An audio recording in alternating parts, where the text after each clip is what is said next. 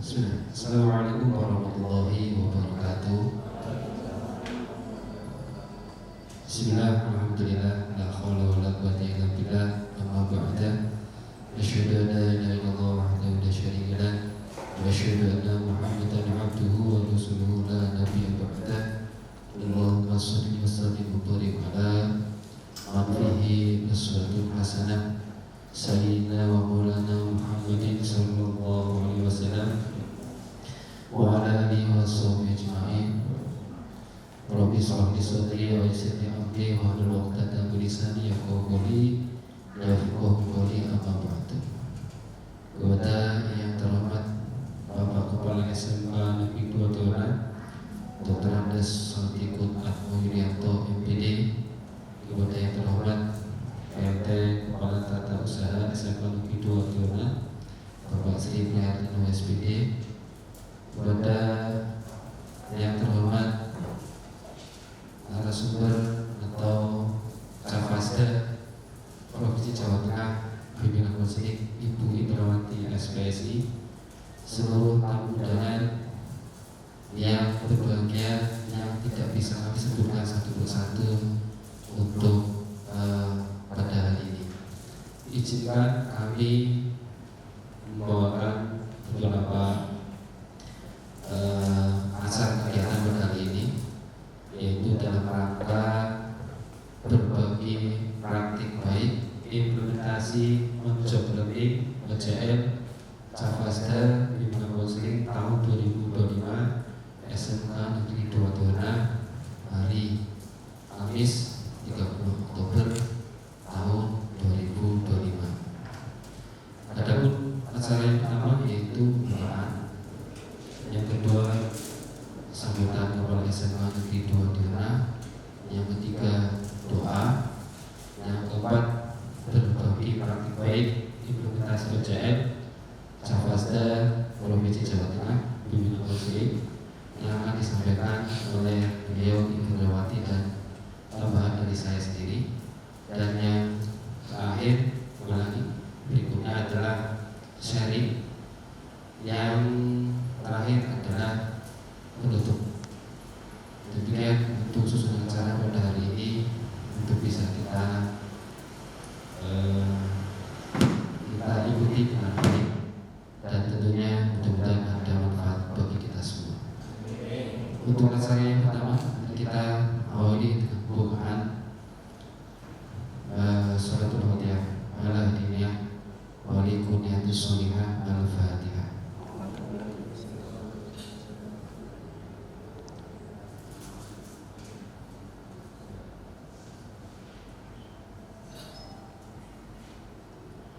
Terima kasih. Mudah-mudahan dengan Sholatul Fatihah acara ini bisa berjalan dengan baik, lancar, dan penuh hikmah.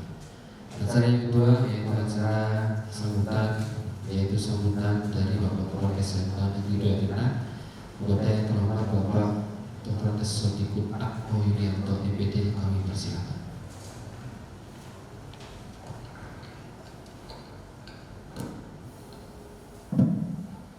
Assalamualaikum warahmatullahi wabarakatuh. Alhamdulillahirabbil alamin wa bihi nasta'in ala umuri dunya wa ala alihi wa sahbihi ajma'in. Rabbi shrah li sadri wa yassir li amri wahlul 'uqdatam min lisani yafqahu qawli. Ilahi ya nafsi wa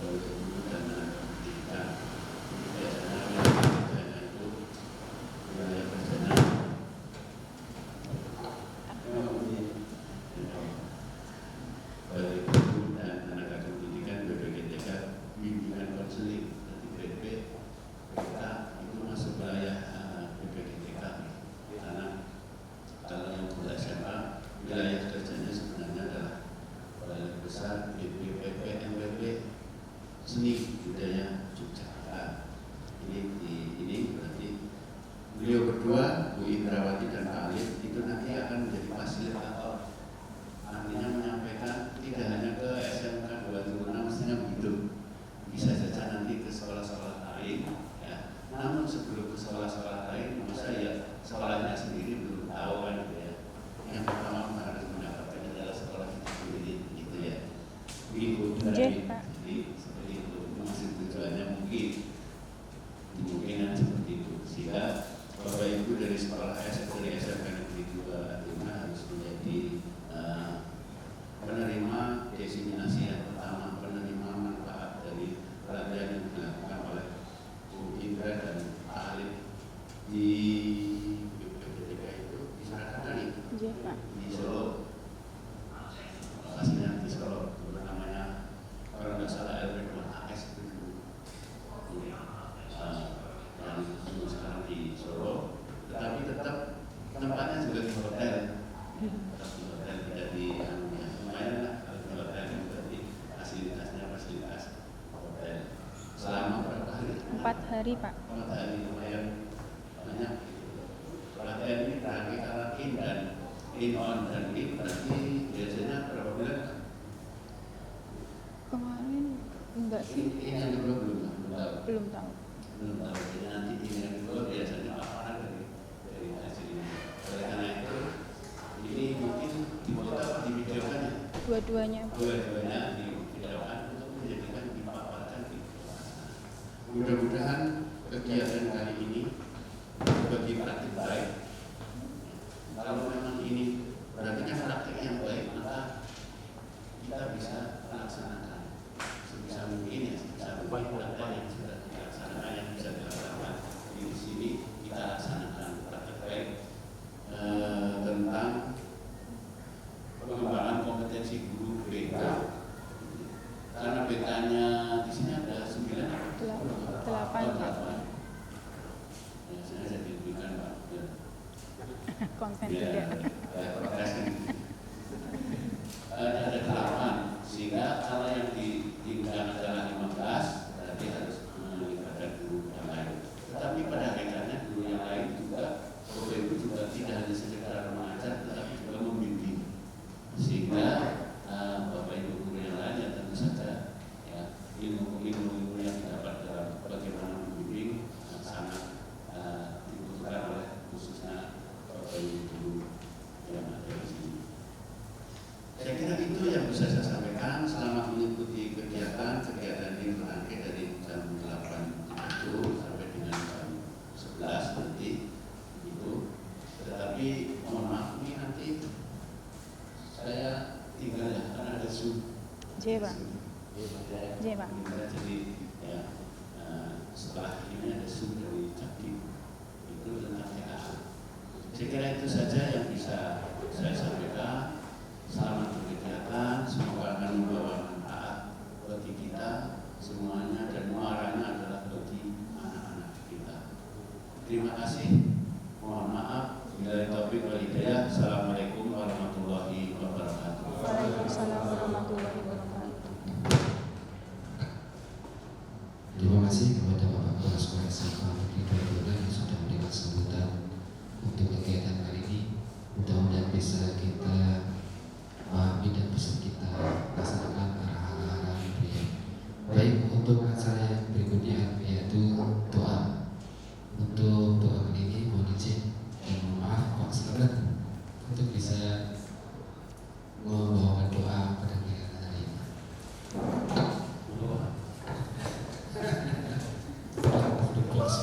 Biasa, sehingga yang di sini. Assalamualaikum warahmatullahi wabarakatuh. Bapak Ibu yang saya hormati, mari kita berdoa pada Allah Subhanahu wa taala agar kegiatan pada siang hari ini bisa berjalan dengan lancar dari awal sampai akhir. Tentu dengan harapan ada manfaat yang bisa didapatkan. Karena kita bersama-sama berdoa dengan membaca Al-Fatihah. Alhamdulillah. Ya, ini masalah. Allah lagi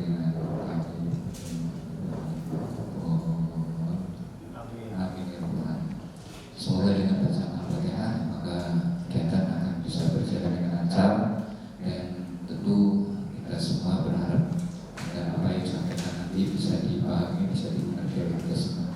Kira sekian. Assalamualaikum warahmatullahi wabarakatuh. Ini Bapak, atur nuhun Pak. Iya. Terima kasih. Atur nuhun Bapak. Mudah-mudahan apa yang kita doakan bisa terimbas demi kebaikan kegiatan ini dari awal sampai akhir. Bapak Ibu, untuk acara selanjutnya itu acara inti, yaitu acara berbagi praktik baik terkait implementasi job learning, Cafasda, bimbingan konseling. Ini perlu Bapak Ibu ketahui bahwa kami ini baru Cafasda. Jadi kalau kajian ini selesai nanti ada evaluasi, kemudian penilaian dari panitia. Kalau misalkan nanti nilainya baik, artinya bisa ada kelulusannya, kami lulus. Tapi seandainya nilainya di bawah standar lulusan atau ambang batas lulusannya tidak tinggi, ya berarti kami Kok burung belum sempat nganter lulus. Nak? Jadi Kenjalan intinya ini ujian terakhir kami Iya, kok. di kegiatan pelatihan yang di Solo. Ya, setelah itu nanti mungkin ada kegiatan-kegiatan yang lain tergantung nanti informasi dari panitia. Itu pengantar untuk menjelang berbagi baik di kesempatan kali ini. Untuk berbagi praktik baik yang pertama, mohon izin untuk Fitra untuk bisa mengawali kegiatan ini. Kepada beliau Ibu Indrawati SPSI, kami persilakan. Saya ya.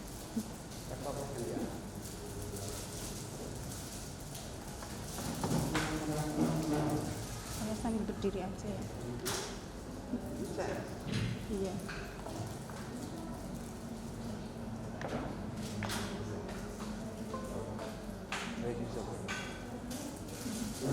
Iya Pak, dan tampilan penuh. Dan tampilannya penuh nih ya Pak. Iya ya.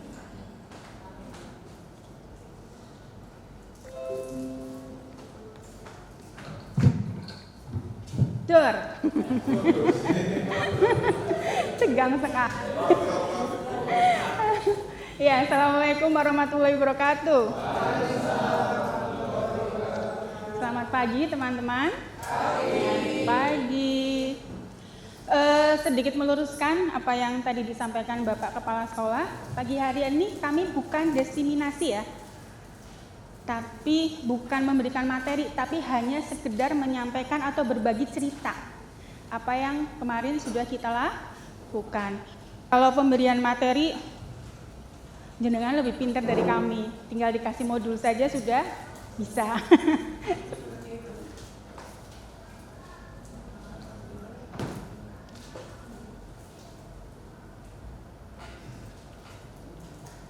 Ini Pak.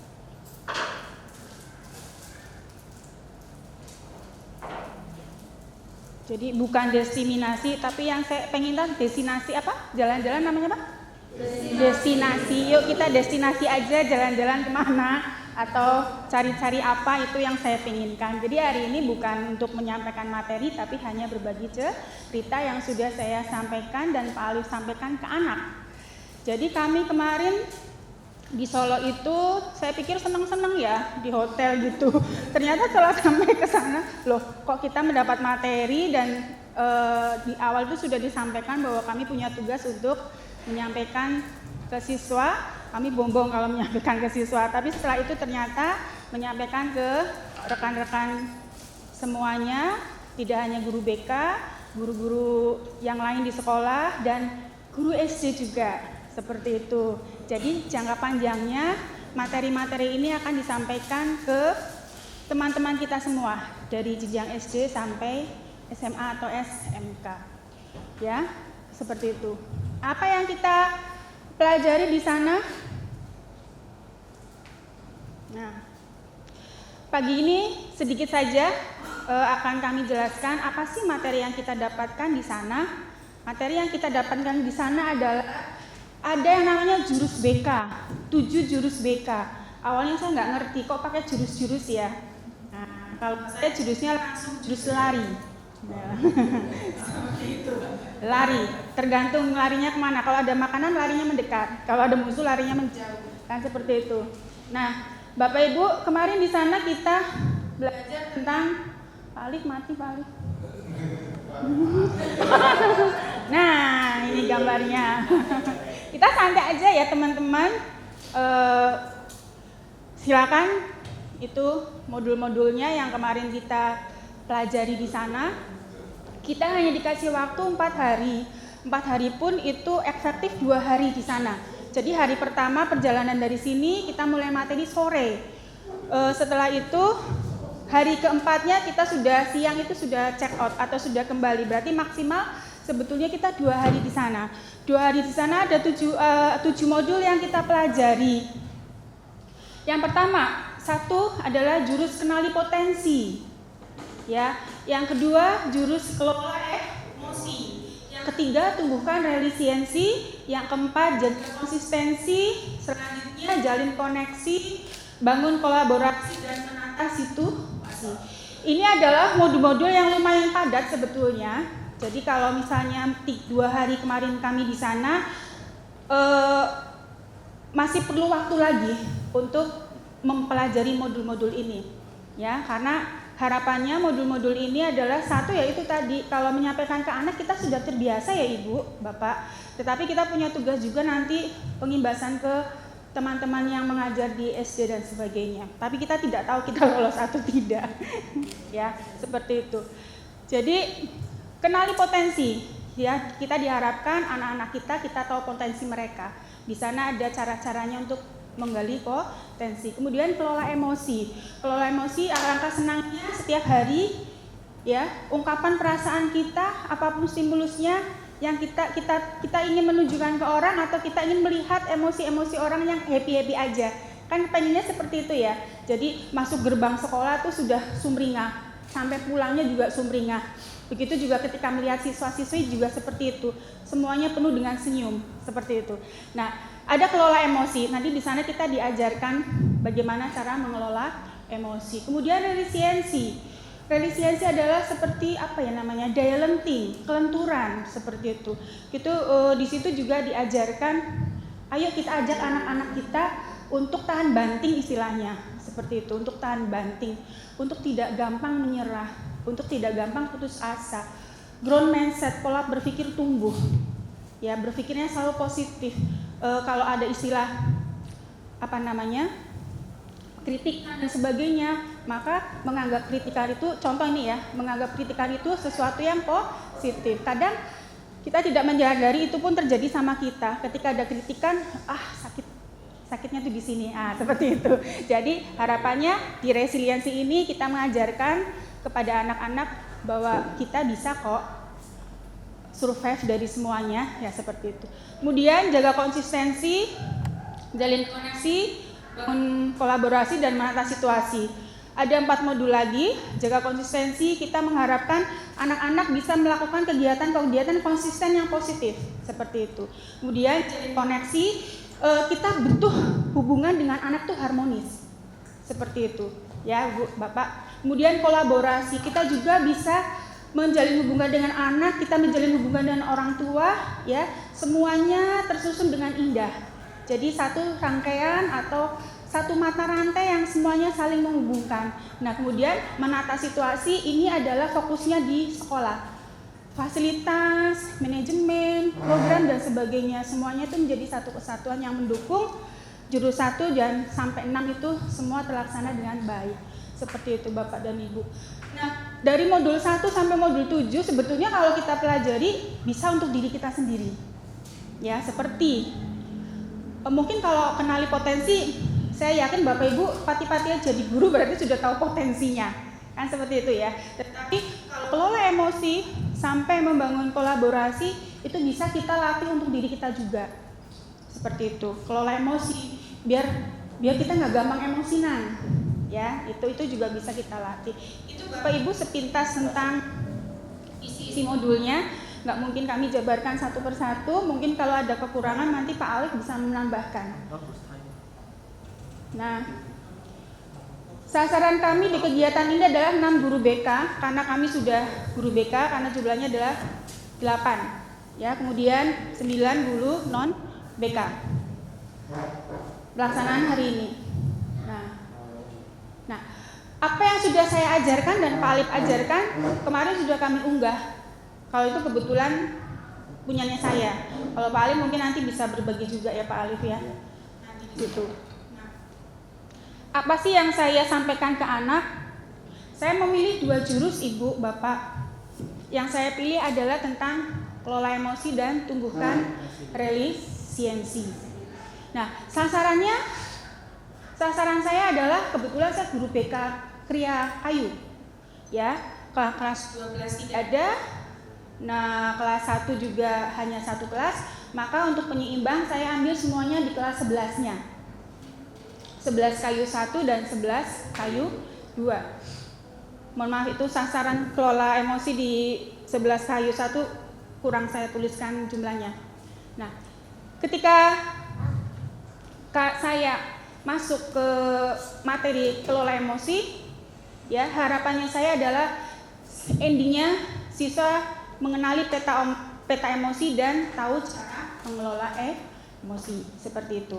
Ya, kemudian di materi yang kedua, tumbuhkan resiliensi, kami beda kelas, ya karena tidak dijadikan satu biar satu tidak jenuh anaknya. Kemudian kita pengen melihat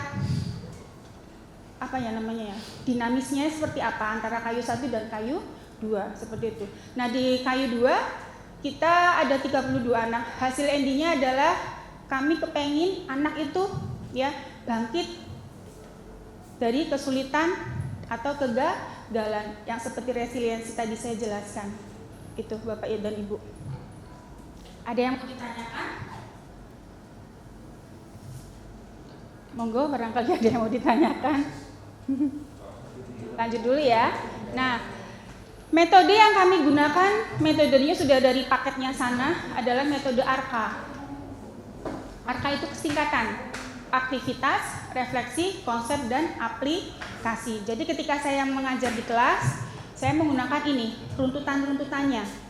Seperti itu. Aktivitas, ya tahap awal di mana pelajar terlibat dalam suatu pengalaman nyata atau tugas praktis yang relevan. Jadi nanti saya carikan misalnya S-breaking-nya sesuai dengan tema. Ya, jadi kalau yang temanya tadi kelola emosi, berarti saya cari S-breaking yang hubungannya dengan emosi untuk menggali emosi mereka. Kemudian di resiliensi juga saya memberikan tugas S-breaking sesuai dengan tema resiliensi. Kemudian refleksi.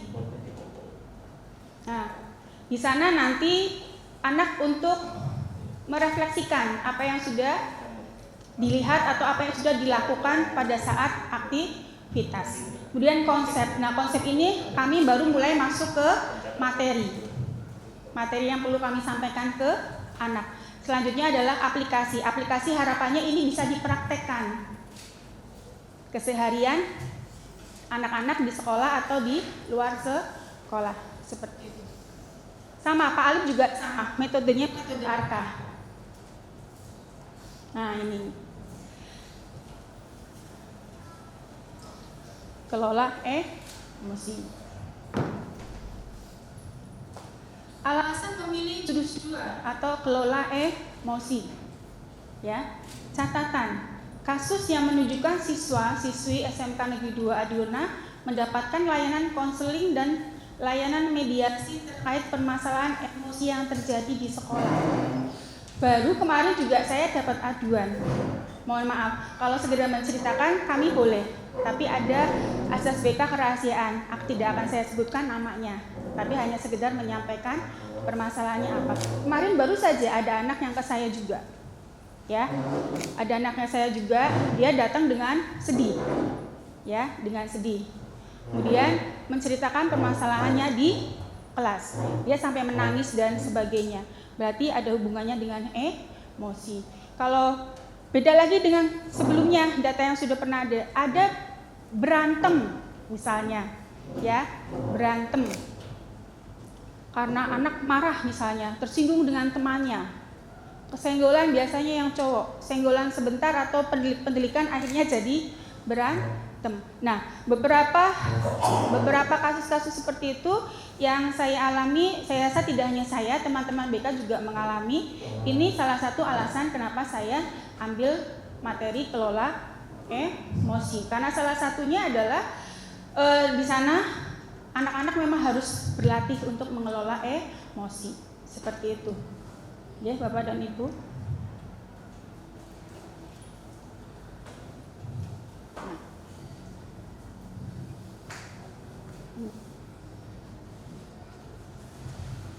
Emosi. Oke. Sedikit saya ceritakan tentang media yang saya gunakan. Di sana pada saat pembelajaran saya harus mengcopy atau menggandakan ini emot ya di HP ya Pak, namanya ya Pak. Emot.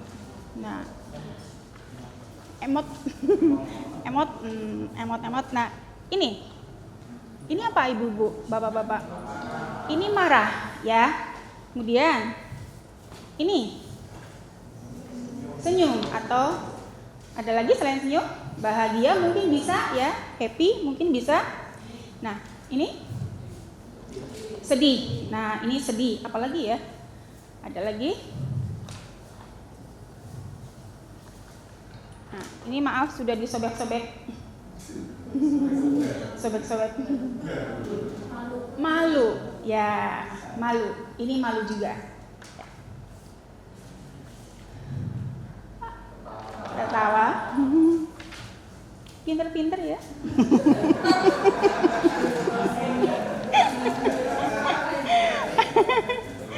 Aduh, pinter-pinter semua. Nih.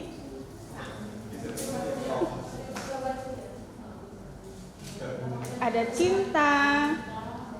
Ya. Persepsi masing-masing ya. Persepsi masing-masing, tapi intinya di kartu ini adalah semuanya tentang sesuatu yang enak ya, bahagia, happy ya, seperti itu. Ada lagi nggak ya? Ini sudah ya tadi ya. Nah, oke itu Ibu, Bapak. Salah satunya saya harus menyampaikan beberapa jenis ekspresi. Harapannya di sana adalah ada materi bahwa mereka tahu tentang peta emosi. Seperti itu. Jadi tahu, oh emosi itu sedih. Taunya orang emosi itu marah ya. Taunya kan orang emosi itu hanya marah. Padahal kan emosi yang sebetulnya adalah ungkapan perasaan ketika ada stimulus. Ya, pada situasi tertentu yang akhirnya menimbulkan reaksi. Yang akhirnya menimbulkan perilaku berkelanjutan. Kan seperti itu ya. Kita ingat dulu misalnya ketika kita lagi jatuh-jatuh cintanya, melihat sendalnya pacar aja kita sudah seneng ya. Oh, berarti ada orangnya nih. Seperti itu ya. Nah, seperti itu ya. Bener ya pengalaman ya. Lihat sendalnya pacar aja, oh itu sendalnya dia, berarti dia ada nih di sini nih. Wah, berbunga-bunga sekali. Happy sekali. Itu perasaan, ya. Atau ketika WA Pak Ardian enggak dibales-bales dari pagi. Ya kan? Pak Ardian mau tanya Pak Ardian hari ini harga bakso berapa yang dibeli. Nah itu ternyata lagi puasa jadi nggak dibalas. Nah di WA kemudian kita sininya dongkol ya, mukanya dongkolnya, ekspresi orang beda-beda ya. Nah ketika kemudian saya berjalan ketemu Pak Ridi nyapa, Bu Indra, apa sih? Nah, padahal saya sedang jengkel dengan Pak Ardian. Nah, seperti itu. Jadi, anak harus tahu dulu emosi itu apa saja. Ya, seperti itu. Jadi, kemarin saya menjelaskan ke anak, emosi itu tidak hanya marah, tapi orang tuh taunya emosi itu marah. Padahal emosi itu banyak sekali. Beberapa saya perlihatkan di sini, ya. Itu gambar-gambar emosi itu banyak sekali. Mereka harus tahu loh, kalau ngelihat mungkin temennya sedang nggak bisa kesenggol, oh mungkin dia sedang marah. Nah seperti itu. Ketika ngelihat saya di gerbang sudah ketawa-ketawa, oh Bu Indra sedang bahagia. Asalkan ketawanya berhenti ya Pak, jangan terus-terusan. 24 jam ketawa terus, aku harus ke RSJ berarti. Seperti itu. Nah, itu.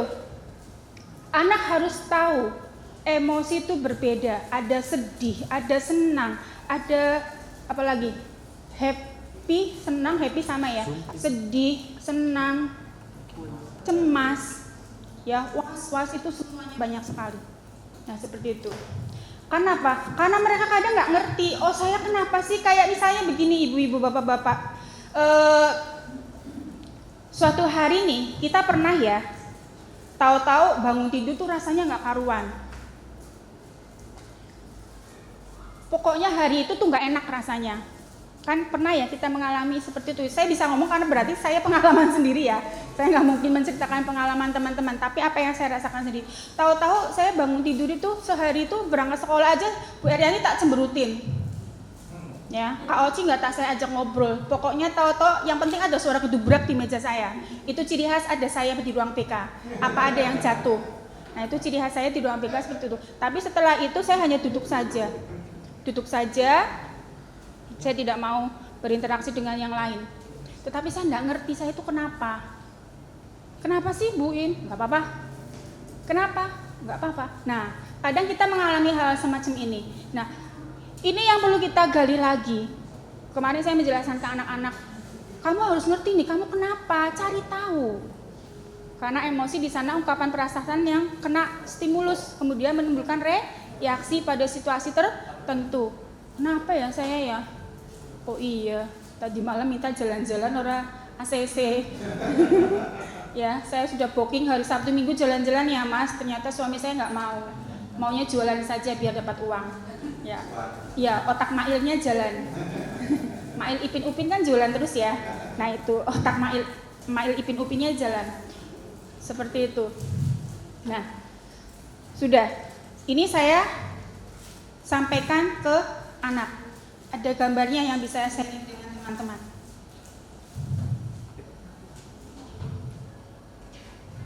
Berarti di foto ya.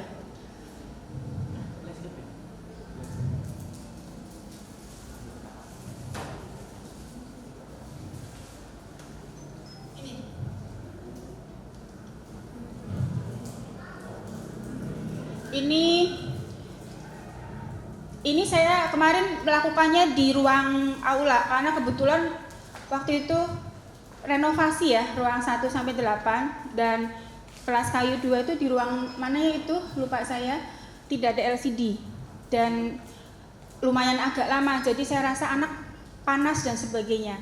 Nah seperti itu, jadi saya pindahkan ke ruang aula karena butuh LCD, ada apa saya harus repot oyang-oyang, saya orangnya nggak telaten seperti itu, mintanya beres aja. Jadi saya pindahkan ke aula, alhamdulillah anak-anak responnya bagus, malah mintanya terus sampai pulang. Iya. 1,5 jam, jadi dari jam berapa itu istirahat kedua, jam 12:30 ya, itu sampai hampir jam 3, melebihi dari yang saya rencanakan. Ternyata mereka enjoy, bagi mereka. Tapi ketika diskusi kelompok, pancingannya harus luar biasa. Kenapa? Karena kebiasaan di kita adalah pembelajarannya masih satu arah. Ya, jadi ketika saya kasih tugas kelompok, mereka berkali-kali tanya. Nah, kalau berkali-kalinya tanyanya Pak Heli kan saya juwet, takon bae sih Pak. Nah, kalau berkali-kalinya anak tanya kan nggak mungkin saya jawab seperti itu. Ya, kita kan sok cantik ya di depan murid seperti itu. Ya, itu. Jadi di sana saya jelaskan ke anak.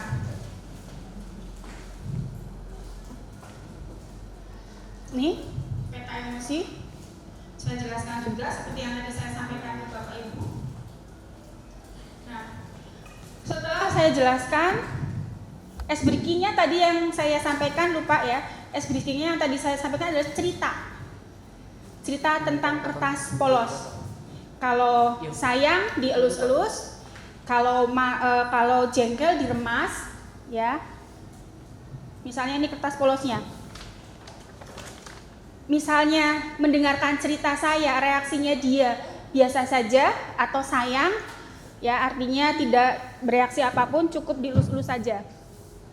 Tapi ketika mendengarkan cerita saya, mereka juet, boleh diremas, cukup diremas saja. Ya. Tapi ketika mendengarkan cerita saya mereka marah, mereka boleh ini namanya apa ya? Meremasnya yang sangat ya, yang kuat ya. Atau boleh merobek-robeknya. Itu ice breaking yang saya berikan. Ice breaking yang saya berikan adalah tentang sebuah cerita seperti itu. Nah, setelah saya ceritakan, setelah pancing dengan ice breaking cerita, setelah itu mereka merefleksikan. Saya tanya, Mbak, kamu biasa aja reaksinya, Mas atau cowok? Kamu reaksinya biasa aja melihat cerita tadi, kenapa? Iya Bu, bagi saya ketika anak itu datang terlambat, ternyata dia punya alasan yang bisa saya maklumi. Nah seperti itu. Tapi ketika ada yang marah, Mas kamu kertasnya luar biasa, disobek-sobek sampai diremes-remesnya nggak berbentuk sekali. Kenapa? Dia menceritakan, ya juet lah Bu, masa dia nggak bisa nggak bisa mengontrol dirinya sendiri. Nah seperti itu. Jadi setelah itu saya tanyakan ke mereka apa reaksinya dari semua yang sudah saya ceritakan tadi. Setelah itu sudah saya jelaskan tentang pengelolaan tentang peta emosi. Setelah itu kami masuk ke materi, mencoba memberikan materi tentang cara mengelola emosi seperti itu. Nah, cara mengelola emosi. Salah satu cara mengelola emosi yang paling gampang itu adalah dengan tangan kita. Saya kemarin sedikit diajarin seperti itu. Bahwa ternyata tangan kita tuh punya saraf-saraf yang berhubungan dengan otak. Seperti itu. Jadi kalau emosi, ini kita anggap emosi kita ya. Ini lebih ke emosi yang negatif ya. Kita anggap ini emosi kita. Ketika ada reaksi yang memunculkan emosi tidak baik, kita genggam jempol tangan kita, kemudian kita remas. Kita genggam. Nah, ini lakukan beberapa saat, ya, seperti itu. Ini ternyata ada stimulus-stimulus yang akan mempengaruhi otak kita, seperti itu. Itu salah satu yang saya ajarkan ke anak yang paling gampang, seperti itu. Kemudian ada lagi cara yang lain.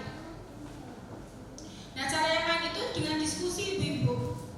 Nah, diskusi kelompok. Ini saya membelakangi ya. Ini diskusi kelompok yang saya lakukan. Kalau ini tebak ekspresi wajah. Kalau tadi kan ibu-ibu saya hanya cukup dengan gambar. Tadi ekspresi wajahnya saya suruh mendebak teman juga. Seperti itu. Nah, ini sudah mulai ke materi ini. Ini yang tadi saya ceritakan meremas kertas.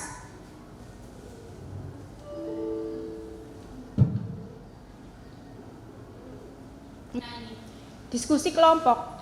Pada diskusi kelompok di situ saya membagi beberapa kelompok dengan belajar untuk mereka mengendalikan emosi. Nah, seperti itu. Salah satunya adalah emosi tadi untuk mengenal atau namanya peta emosi. Yang kedua, salah satunya cara lagi adalah kalau yang ini tidak saya jadikan tugas kelompok karena itu simple ya. Tugas kelompok yang selanjutnya adalah ada kelompok yang saya ajari.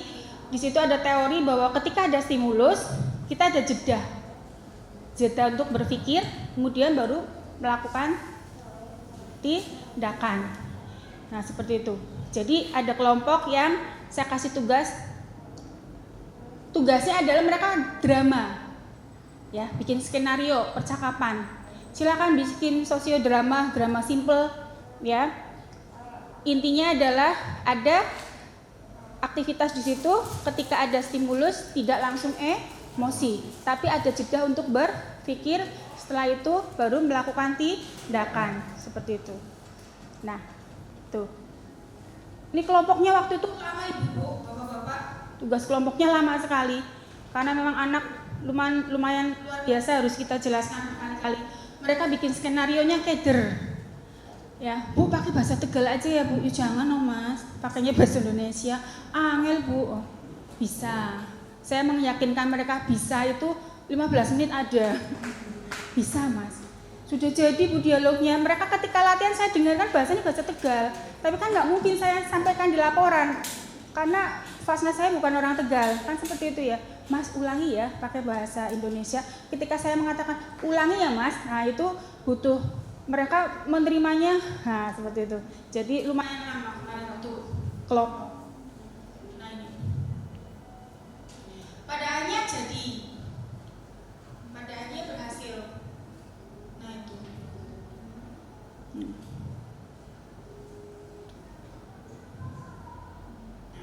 Ini alat-alat yang saya gunakan. Ini mereka sedang bermain dramanya, dipraktekkan.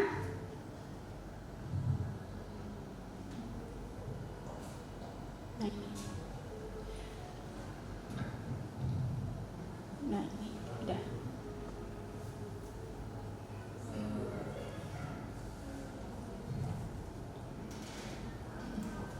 Mana ya ini? Udah.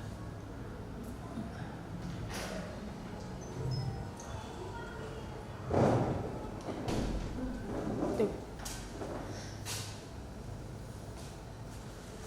Kemudian di ending terakhir, ketika saya memberikan materi kelola emosi, saya membuat kesepakatan kelas.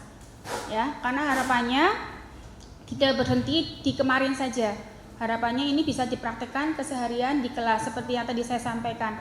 Kita alangkah senangnya kita dalam sekolah dari pagi sampai sore kita ketemu dengan teman dan murid yang semuanya ceria karena itu emosi yang positif. Ketawa itu nular ya. Ketawa happy-nya orang itu nular ya. Ketika cemberut juga itu bisa nular ya. Sebelahnya cemberut males akhirnya menular. Tapi ketika kita ketawa, Bu Eryani di ruang BK selalu ceria, Teteh ya saya duduk di sebelahnya memandang Teteh yang cantik sekali itu sudah happy. Teteh cantik sekali. Seperti itu. Jadi happy juga menular. Ya. Nah, harapannya saya adalah itu bisa dipraktekkan anak-anak setiap hari. Waktu itu kesepakatannya adalah bikin papan emosi. Ya. Kita tetap harus menghargai emosi yang sedang dihadapi oleh teman kita. Ketika pagi hari berangkat, saya menginginkan dengan papan yang tadi biru itu, di situ ada papan emosi. Nanti papan emosi itu, maaf saya lihatkan contohnya.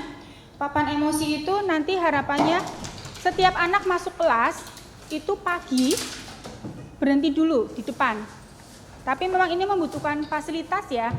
Fasilitas makanya tadi yang terakhir kan di sana ada peran serta sekolah mendukung. Ini satu persatu. Nah, seperti ini.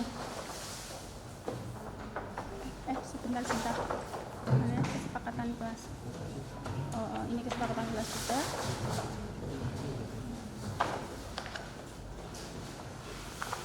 Oh iya benar, ini aja wis. Nah jadi ini simple ya Ibu, karena ini tugasnya anak. Kalau tugasnya anak kan berarti saya hanya menerima apa jadinya anak. Tapi ini bisa dikelola oleh wali kelas sebetulnya, dibikin yang lebih bagus lagi. Nah nanti di sini kita sediakan emoji-emoji di setiap kelas. Kalau emoji ini kan bisa rusak atau bisa gampang hilang. Mungkin kita bisa bikin yang lebih bagus lagi. Nah seperti itu, makanya tadi di bagian ke-7 membutuhkan fasilitas atau dukungan dari sekolah. Ini satu kesatuan. Nah nanti di papan itu ya, kita tuliskan nama-nama anggota kelas. Semua siswa ya namanya. Kemudian sebetulnya ini ada jarak. Dikasih jarak di bawahnya nama itu dikasih seperti paku atau apapun itu yang bisa untuk nyantolin emosi, berbagai macam emosi. Jadi ketika pagi hari, ketika anak masuk kelas, sebelum menaruh tas dia sudah berdiri dulu di situ. Ya, silakan ambil emojinya, dia tempelkan. Nah di situ mungkin guru yang pertama atau alhamdulillah kalau wali kelas semua atau guru BK setiap hari bisa ngontrol, ini bisa sebagai salah satu langkah kita bisa mengelola atau meraba anak lebih dalam lagi. Ya, ketika wali kelas masuk dilihat di sana, misalnya Bimo, Bimo di situ menangis ekspresinya, emosinya menangis berarti sedih, ya. Sedih, Bimo sedang sedih hari ini. Paling tidak ketika teman semua membaca, teman satu kelas, kita nggak usah ke guru dulu wis ya, nggak usah ke wali kelas dulu. Paling tidak ketika teman satu kelas membaca, ya, Bimo hari ini sedih. Jadi ketika Bimo sedang duduk, ya, misalnya siapa ini, Alia tahu, oh Bimo hari ini sedang sedih. Coba saya dekati, coba saya bantu. Anak-anak yang empatinya bagus kan ada pikiran seperti itu ya. Oh Bimo sedang sedih. Oh kalau Bimo hari ini cemberut terus karena Bimo sedang sedih. Nah ini kemarin saya sampaikan harapannya nanti di kelas seperti itu. Ini bisa sebagai acuan teman satu kelas. Karena kelihatannya sepele, hanya menempel kartu emosi. Tapi dengan menempel kartu emosi kita bisa tahu kondisi emosi teman-teman satu kelas. Kadang ada anak yang sedang emosinya tidak baik, kesenggol bisa jadi masalah. Atau saking senengnya kadang kita lupa bahwa apa yang kita sampaikan itu juga melebihi batas. Seperti itu. Ya, jadi ini bisa sebagai kontrol atau acuan kita, oh iya, situasi kita seperti apa. Bisa untuk kalau empatinya bagus kita bisa memberikan tindakan, paling tidak menghargailah apa yang sedang teman-teman kita alami. Nah nanti kalau wali kelasnya atau guru BK-nya ini bisa kontrol juga. Misalnya nih Bimo, dia ternyata selalu nempel emosinya tidak baik terus, emosi negatif terus, nangis, sedih setiap hari. Ya, misalnya saya sebagai guru BK-nya, Bimo kok setiap hari ekspresinya sedih terus ya, menangis terus ya, ada apa? Nah ini bisa ditindaklanjuti dengan konseling individu. Ada apa? Karena tidak semua anak mau mendekat sendiri. Ada kalanya kita yang harus nyamperin seperti itu. Nah, jadi harapannya seperti itu. Kemudian setelah tugas ini saya ngasih tugas kesepakatan kelas. Kesepakatan kelas ini misalnya gampang sekali yang sudah terjadi uang kas. Ya, atau daftar piket. Ya, itu hal sepele tapi jadi masalah. Dan itu berdampak ke emosi anak-anak. Jadi sebetulnya materi ini tuh sebetulnya setiap hari sudah kita alami, sudah kita lakukan, cuma belum tertata secara administrasi saja.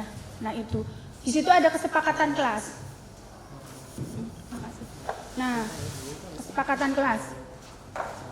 Ini kesepakatan kelas yang kemarin dibikin oleh anak Kayu 1. Disiplin. Apalagi nih? Kebersihan. Jujur, tegas, respek, tertib. Nah, ini kesepakatan yang harus mereka lakukan bareng-bareng. Ini diskusi. Tidak atas keinginan ketua kelas, tapi ini diskusi. Jadi harapannya kelas itu menjadi kelas yang nyaman. Nah itu, kalau sudah ada kesepakatan, misalnya di sana, disiplin. Kesepakatannya disiplin. Setiap anak sebelum guru masuk sudah harus masuk. Ya seperti itu. Jadi ini dilakukan oleh semua siswa hingga satu hari itu kelasnya menjadi kelas yang nyaman. Pertama sudah tahu emosinya anak-anak, kedua sudah ada kesepakatan, harapannya semua satu hari itu berjalan dengan happy aja. Kayak kita nonton drakor yang seneng-seneng. Seperti itu. Jadi Bapak dan Ibu, yang lainnya sudah saya jelaskan tadi. Nah, udah. Itu yang sudah saya lakukan ketika saya melakukan materi kelola emosi. Dan kelola emosi ini insya Allah juga nanti akan saya masukkan di kelas yang lain. Dan sepertinya tidak bisa satu kali pertemuan saja, ya, karena memang harus butuh diskusi. Nah, itu. Pak Alif, saya ada 2 materi, satunya adalah tentang resiliensi. Tapi sebelum ke saya, alangkah baiknya kita berbagi cerita dengan Pak Alif juga ya, teman-teman. Itu yang perlu yang bisa saya sampaikan dulu tentang kelola emosi. Selanjutnya materi yang dari Pak Alif yang kemarin juga disampaikan ke anak-anak. Nanti Bapak Ibu kalau kepengen tahu materinya, pengen itu disampaikan ke anak-anak, silakan ke saya. Nanti saya kasihkan modulnya. So isi-isinya. Tidak ada yang saya sembunyikan. Terima kasih. Ya, terima kasih, itu dari saya. Assalamualaikum warahmatullahi wabarakatuh. Ya, bukan buat kita lebih dari ekspektasi yang kita bayangkan. Sampai ada kesepakatan kelas, ini luar biasa. Karena betul apa sih Pak Indra, bahwa kalau kita sudah mengenali keadaan psikologisnya anak tentang emosi, berarti kita juga harus bisa mendekati personal kepada anak tersebut, seperti itu. Ya, baik, mohon izin untuk saya berbagi.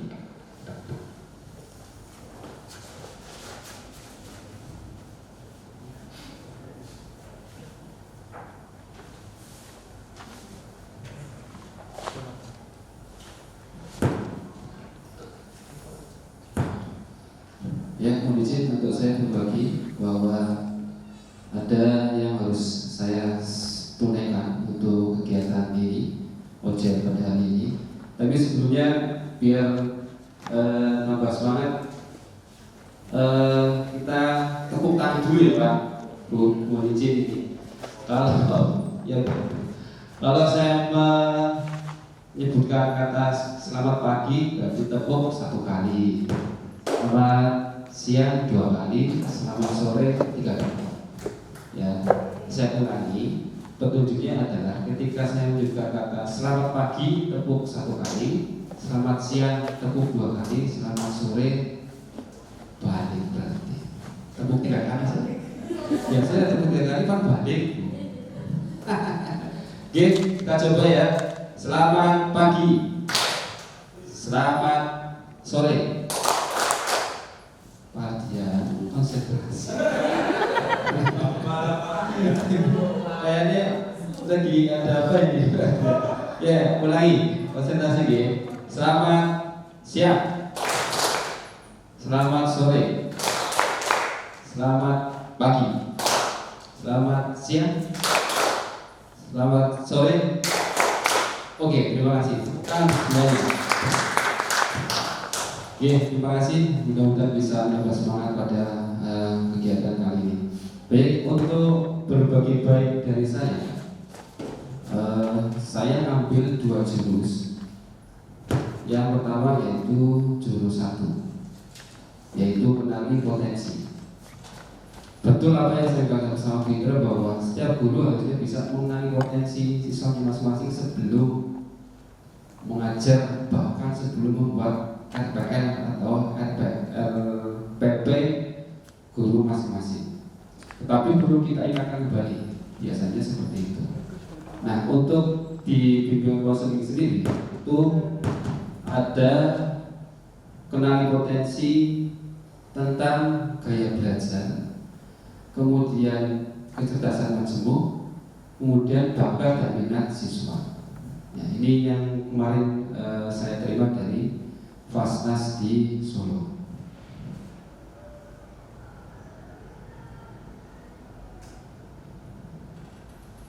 Ini yang dimaksud kata tadi sama Bu Indra, bahwa aktivitas asesmen menggunakan aplikasi, ya. Kemudian refleksi, diskusi, konsep, ya seperti kayak belajar dan sebagainya. Aplikasi, praktek, membuat rencana karir ke depan. Ini saya tuh di sana diharap membantu murid mengeksplorasi potensi minat dan bakat teknik.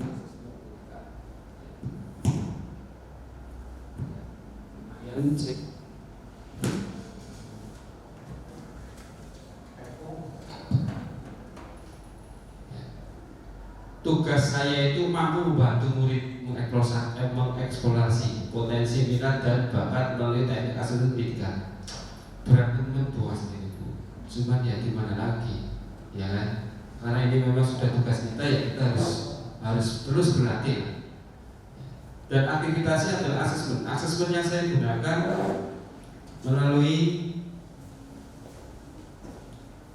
melalui aplikasi.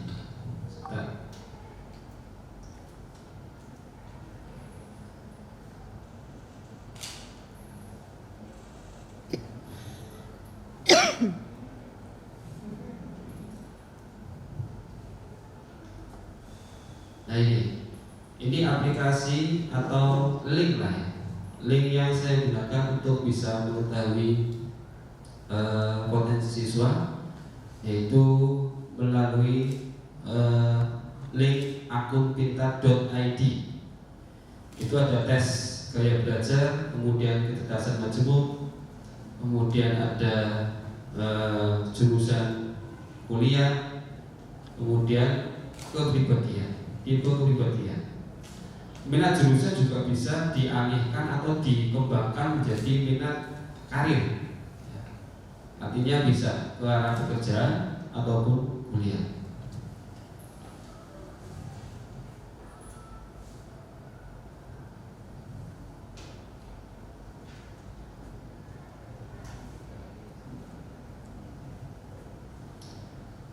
Refleksi diskusi menggali makna dibalik permainan atau simulasi. Jadi kalau saya merefleksikan anak ketika memberikan layanan ini, jurusan 1 adalah tentang apa sih yang dimiliki sama kalian yang seperti itu. Jadi bisa melalui saling memberikan penilaian tentang bakat minat anak sesama antar satu kelas. Jadi misalkan apa sih bakat kamu, melihat apa kamu, ternyata ada yang menilai bahwa si A itu menurut saya itu potensinya adalah di futsal misalkan seperti itu. Jadi hal-hal semacam itu ketika sudah dinilai sama temennya, saya refleksikan kembali sama anak yang dinilai sama temennya. Mas, menurut temenmu itu kamu bisa futsal, betul? Saya klarifikasi, betul Pak. Oke. Apa yang bisa dikembangkan dari futsalnya kamu atau olahraga bidangnya kamu? Saya akan latih secara rutin, saya akan mengembangkan dengan melalui mengikuti kompetisi-kompetisi di sekolah maupun di luar sekolah, sehingga kemampuan saya bisa terlatih, bisa terasa. Terus kedepannya kamu jadi apa? Saya akan jadi atlet futsal. Nah, yang semacam itu perlu kita gali secara telaten. Memang guru sekarang harus telaten, sabar dan sebagainya. Karena memang menghadapi anak-anak Gen Z sekarang memang sabarnya harus berlipat-lipat, benar-benar telaten. Nah, kemudian dihubungkan dengan pengendalian emosi, kita juga harus menggunakan emosi, walaupun ya kadang-kadang ketegasan perlu kita lakukan ya. Kemudian secara konsep, nanti secara teori di materi ini banyak, tinggal nanti kita baca, cuma kita lalu saja. Kemudian aplikasinya yaitu nanti anak membuat rencana karir melalui peta karir. Peta karir akan ditugaskan ke setiap anak untuk bisa merencanakan karirnya dari lulus SMK sampai ke jenjang karir impiannya, seperti itu.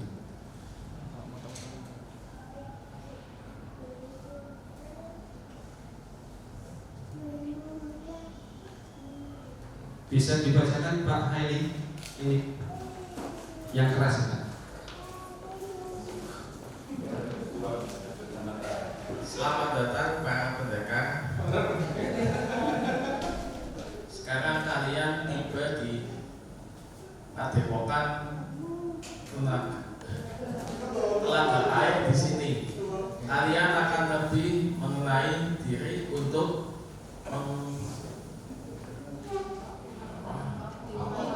mengoptimalkan cara berpikir, merasakan potensi diri yang mengalir,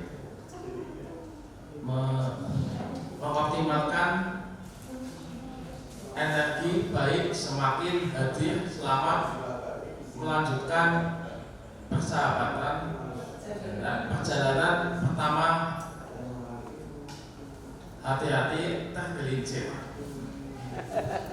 Terima kasih Pak Haili. Ya, saya ulangi, selamat datang para pendekar. Ini waktu saya selamat datang para pendekar. Sekarang kalian tiba di Padepokan Telaga Air.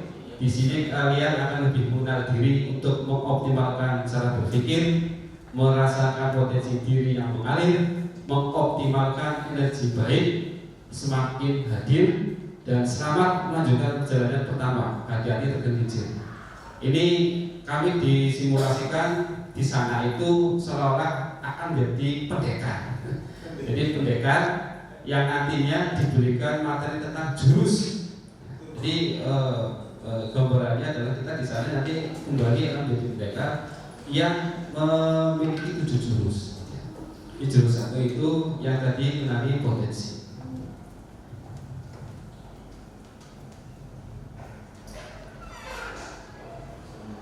Nah, ini simulasi asesmen sudah saya terapkan ketika berbagi atau praktek masuk ke siswa tentang tes gaya belajar, kemudian kecerdasan majmuk, kemudian ke arah karir, dan hasilnya seperti ini.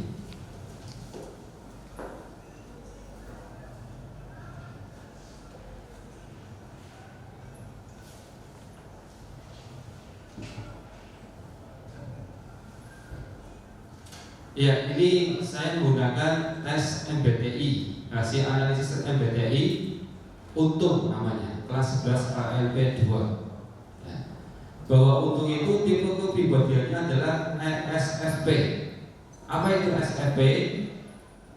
Extrovert, ulangi, extrovert, kemudian sensing, kemudian feeling, dan perceiving. Ya. Ini dirangkum anaknya berarti murah hati.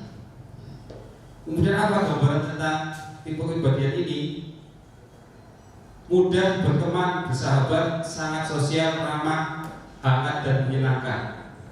Kemudian optimis, ceria, kemudian fun, menghibur, suka menjadi perhatian, dan yang berikutnya adalah menghindari konflik dan menjaga keharmonisan suatu hubungan, kemudian mengetahui apa yang terjadi di sekelilingnya dan ikut serta dalam kegiatan tersebut, dan seterusnya.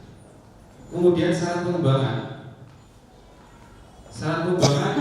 adalah jangan terburu-buru dalam mengambil keputusan. Belajarlah untuk fokus dan tidak mudah berubah-ubah. Jadi syarat pengembangannya itu menurut aplikasi ini, kalau dia itu sedang fokus terhadap kegiatan atau yang potensi yang dia miliki, coba difokuskan, jangan berubah-ubah dulu. Seperti itu kira-kira. Kalau misalkan ada salah satu anak yang fokusnya lagi di potensi olahraga, walaupun kadang kita sebagai guru, lagi-lagi anak ini izin keluar untuk mengembangkan potensi olahraganya. Kadang itu dilema, tapi sebelumnya dilema yang penting kita atur saja. Kita atur, kita beri pemahaman biar anak itu juga belajar di kelas juga mengikuti, di luar juga bisa mengembangkan potensinya.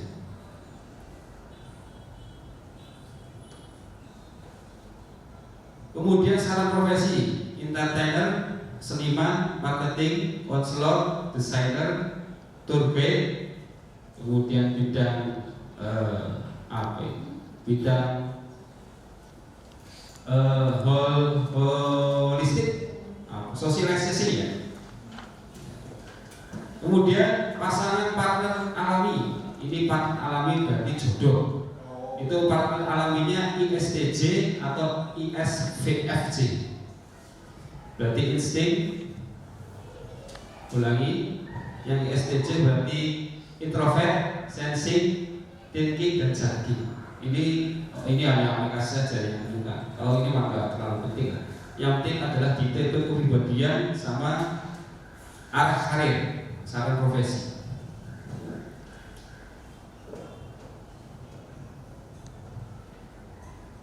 Nah, ini untuk gaya belajar kelas 11 KKM 2. Saya ambil satu screenshot dari HP mereka, karena aplikasi ini saya terapkan ke HP mereka melalui link, kemudian diisi pertanyaan-pertanyaan tersebut sehingga nanti hasilnya di screenshot dan dikirimkan ke saya. Dan hasil screenshotnya dari anak ini kebetulan sudah saya tampilkan, adalah tipe visual kinestetik.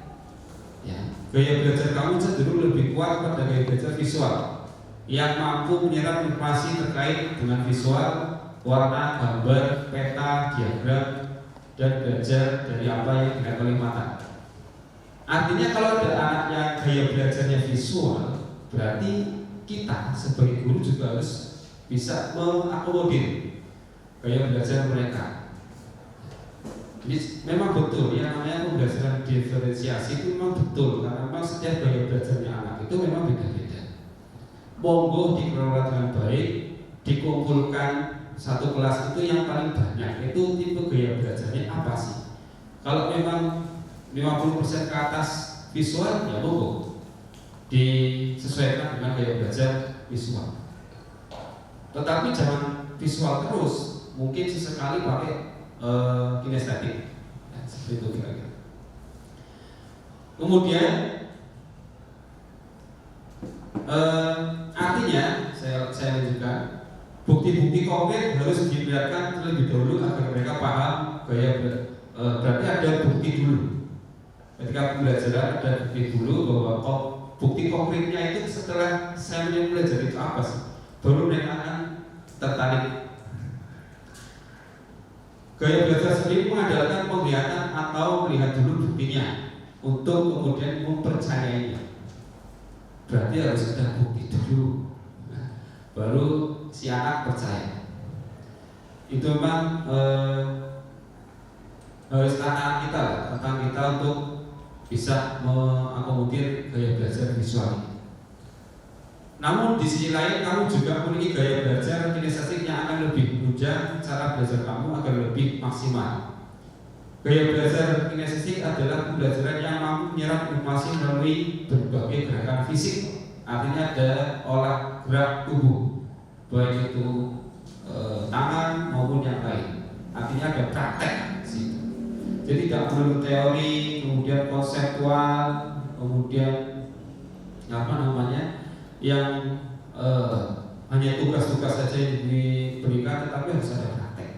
Nah ini juga terkait dengan gaya belajar visual dan kinestetik.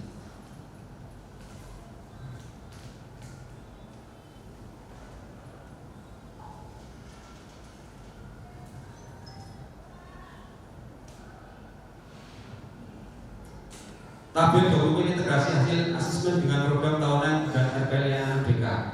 Ini integrasi antara hasil asesmen yang sudah saya lakukan, saya terapkan ke program tahunan RPL BK. Jadi ini per anak ya. Jadi saya ambil anak sampel 5 anak atau 4 anak ya. 3 anak. Yang dari Abdul Rizki misalkan hasil asesmennya kesulitan akademis kelas 11, minat terhadap bidang teknik. Kemudian urusan programnya meningkatkan kemampuan pemecahan masalah akademis dan seterusnya. Kemudian ada untuk hasil asesmennya adalah kesulitan sosial, kecemasan berinteraksi. Kemudian personilnya guru BK, evaluasinya nanti di sebelahnya. Kemudian ada Ahmad Fatah. Itu hasil asesmennya adalah memiliki pengalaman kerja magang di bidang desain. Ini kan berarti pengembangan pembelajaran siswa yang tidak dilakukan di sekolah.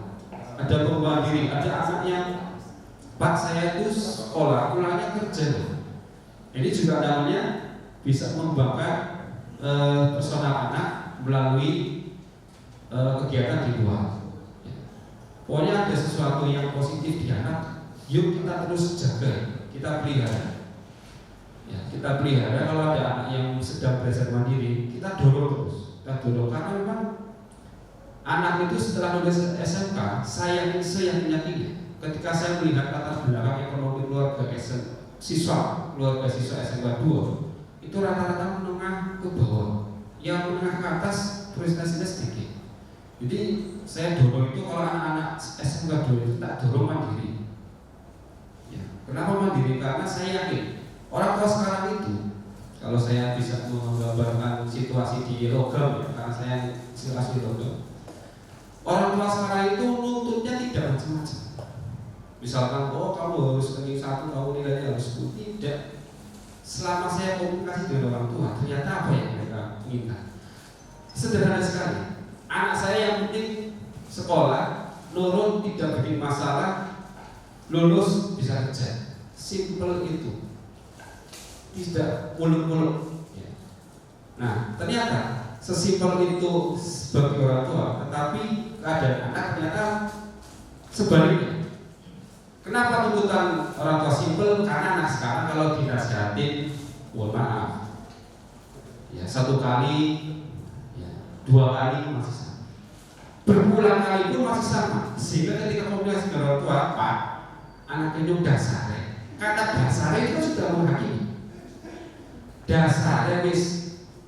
Nah, kalau kita mendengar komunikasi seperti itu kan berarti orang tuanya aja sudah menghakimi dasar. Ya kita sebagai guru gimana? Maka saya arahkan ke anak, ya sudah. Kalau kamu memang orang tua kamu sudah seperti itu, sekolah macam-macam, ikuti dengan baik, ikuti aturan, lulus kamu bisa mandiri, bisa kerja. Buktikan ke orang tua bahwa kamu bisa. Karena dasarnya seperti itu. Orang tua itu sudah ngomong, dasarnya anak ini kayak gue, Pak. Jadi apa yang harus kita lakukan? Mengakomodir pernyataan dari orang tersebut diimbangi dengan si anak biar lebih baik. Kan tugas berat kita sebenarnya. Karena orang tua sudah pasti. Jadi harus kita pahami. Maka kami selalu ngomong ke kelas bahwa apapun yang kamu lakukan, yang penting jangan satu, ada kesepakatan kelas, jangan melanggar kesepakatan kelas. Betul kata Bu Mira, harus ada kesepakatan kelas. Saya terapkan karena logam. Kesepakatan kelas yang pertama adalah 1, masalah disiplin. Disiplin, contoh disiplinnya adalah ketika piket, ya, pokoknya hari itu yang piket harus piket. Ketika saya observasi belum piket, saya tegur. Karena tiap hari saya monitoring ke anak logam. Kemudian yang kedua, Bapak Ibu, kalau jam kosong ini rawan Bapak Ibu. Saya yang menjumpai sendiri. 1, anak itu sudah liar, walaupun di dalam kelas tapi liar, rame, kedubrakan, bahkan tidur pun di atas meja. Tidur di atas meja, Masya Allah. Saya sepakati menjaga di lokal. Yuk kalau misalkan masih tidur di atas meja, tak hajar. Saya bahasanya hajar karena memang naluri saya itu kalau ada apa-apa yang terkait etika, saya pernah nggak tahu kenapa. Pasti saya hajar. Hajar bukan berarti main fisik. Saya itu menerapkan keanalogan. Hajar bukan berarti main fisik, tapi benar-benar muncul ketegasan bahwa saya nggak main-main seperti itu. Ya alhamdulillah dengan berjalannya waktu bisa menyelesaikan. Walaupun jam kosong masih ada, tetapi si anak-anak masih kalau tidur-tiduran tidak ada meja, ya di kursi. Ya bertahap. Yang mudah-mudahan kalau nggak ada jam kosong, kalau ada jam kosong kita ada tugas seperti itu kira-kira. Harapan saya, cuman kan saya di sini tidak ada kuasa untuk itu. Saya bisa mampu menggunakan anak-anak ketika di kelas. Ya sudah lah, kalau nggak ada jam kosong, nggak ada jam pelajaran, jamnya kosong, jangan rame. Kalau teman mau beraktivitas, jangan kemudian menyakiti temannya. Kalau teman mau rebahan, ya jangan di atas meja. Akhirnya sesimpel itu saya mengarahkan ke anak. Karena gimana? Jam kosong gak ada tugas. Kasih itu kira-kira. Ya. Jadi ini contoh-contoh asesmen 3 anak yang sudah saya screenshot di hasil layanan saya kemarin. Ini ada yang utuh. Lagi-lagi ada yang utuh. Aktif sih buat saya. Saya kira sih aktif baik. Ya, ada yang utuh. Laki-laki KKP 2. Kondisi diri saat itu anaknya gembira. Kemudian perasaan belajar di rumah gembira. Perasaan belajar di sekolah juga senang. Mencatat hal penting kadang-kadang. Ya. Kemudian mengulang kembali materi pelajaran tidak pernah. Ini ada untungnya isinya. Jadi ini perlu berdalam sebenarnya. Karena kadang anak juga asal-asalan isinya. Belum sesuai dengan ini. Kemudian fasilitas belajar sebagai tersedia, dukungan orang tua mendukung, perhatian keluarga perhatian, kondisi lingkungan rumah maupun sekolah tenang menurutnya, mengikuti teman kadang-kadang, mungkin kadang-kadang diambil pilihan kadang-kadang karena memang ada ajakan teman-teman yang tidak benar kali ya. Jadi akhirnya dijawab bagaimana. Kemudian cara berbicara, ini gaya cara berbicara tempo sedang, tidak cepat, tidak lambat, sedang. Ingatan sesuatu yang didengar. Jadi kalau Mas Untung itu mudah mengingat ketika dia itu mendengarkan, bukan melihat. Tapi ketika dia mendengar itu mudah diingat. Ya, berarti mungkin dengan metode ceramah itu bisa. Ada itu untuk bisa menerima pembelajaran. Ingatan, ulangi, cara menghafal, menulis secara berulang. Berarti si Untung ini ketika mau menghafal dengan cara menulis berulang-ulang. Ya kayak saya berarti. Kalau saya pengen menghafal mesti tak catat terus bolak-balik. Kira mau dibuka, dicatat, ingat. Ya, sakit sih bukannya catat ya.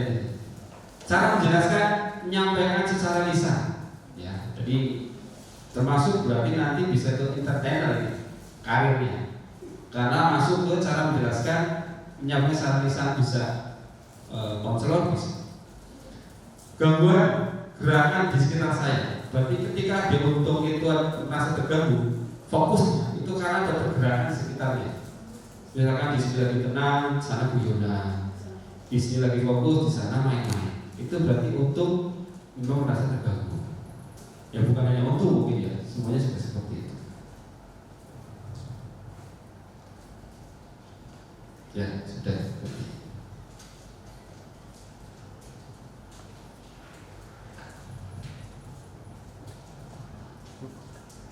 Ini sudah. Ya ini sudah.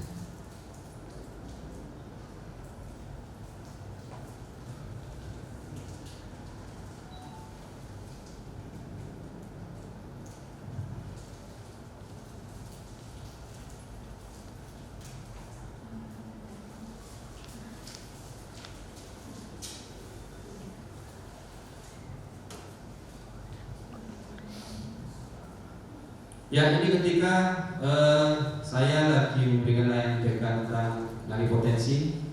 Foto ini di 11 KKMP 2 ya, menggunakan aplikasi atau link yang saya bagi lewat WA grup kelas, dan mereka sedang mengisi asesmen tentang dirinya sendiri.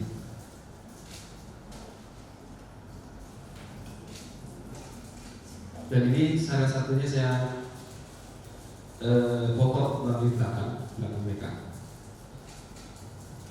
Kemudian kuis tes MBTI yang sudah saya sampaikan tadi, bahwa tujuannya untuk meningkatkan pemahaman diri termasuk kekuatan, kelemahan, dan cara berinteraksi, mengembangkan karir yang ideal, memperbaiki hubungan interpersonal, dan membantu dalam pengembangan diri secara keseluruhan.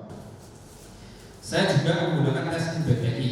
Di samping link yang sudah saya bagi, tes MBTI juga saya pakai. Kemudian yang tadi tipe kepribadian yang menyeluruh dari dukungan dari orang tua, kemudian yang lainnya juga saya pakai. Jadi ada 3 cara, ada 3 metode yang saya lakukan untuk bisa menggali potensi mereka.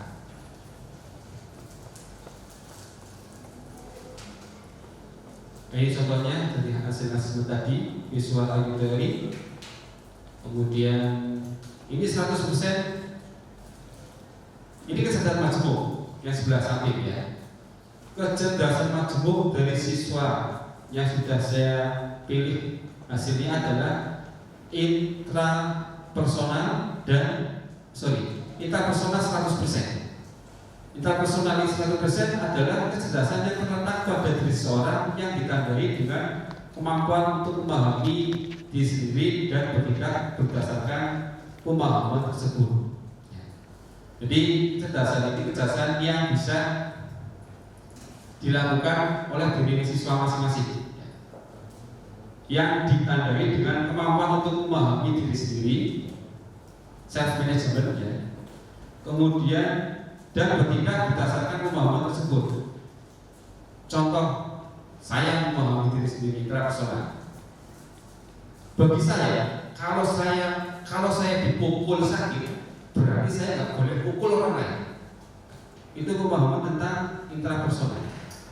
Kalau saya dirasani orang enak, ya berarti masih rasanya kok, kan kira-kira begitu. Jadi tindakan ini berdasarkan pemahaman diri sendiri. Kalau saya nggak mau dimusuhi sama orang lain, berarti saya harus akrab mengakrabi temannya. Nah, seperti itu ya. Itu contoh kejelasan terjebak di pilihan intrapersonal. Ini tadi sudah. Nah, kesimpulannya, proses kenali potensi siswa ini sangat penting untuk mengembangkan diri siswa secara optimal dengan cara mengidentifikasi kekuatan, bakat, minat, dan kemampuan fisik dan psikologis yang dimiliki sejak dini. Jadi nanti wali kelas insya Allah saya akan bagi hasil rekapan anak-anak tentang hasil asesmen saya. Saya serahkan ke wali kelas masing-masing. Mohon maaf, ini hanya untuk blocker dulu karena memang siswa saya kasus saya juga, terutama kelas 11. Nanti coba saya akan berikan ke wali kelas masing-masing. Mau diapain, yang penting tugas saya sudah menyelesaikan tentang gaya belajar itu seperti apa. Mau digunakan yang mau digunakan, yang penting saya sudah menggali potensi ya, dengan 3 metode yang sudah saya lakukan itu. Jadi itu nanti saya serahkan ke hasilnya ke wali kelas. Terima kasih.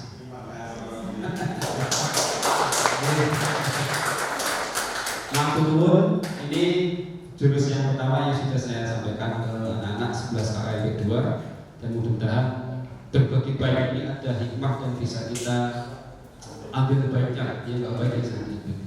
Mohon maaf kalau ada salah kata. Terima kasih. Assalamualaikum warahmatullahi wabarakatuh.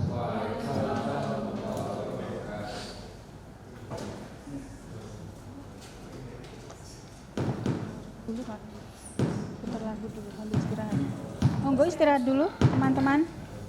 Istirahat dulu nggak apa-apa sambil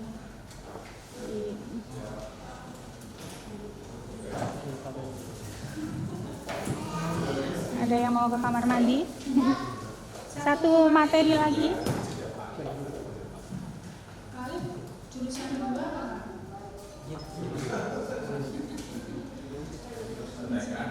jurusan kedua sama ya, kalau emosi ya.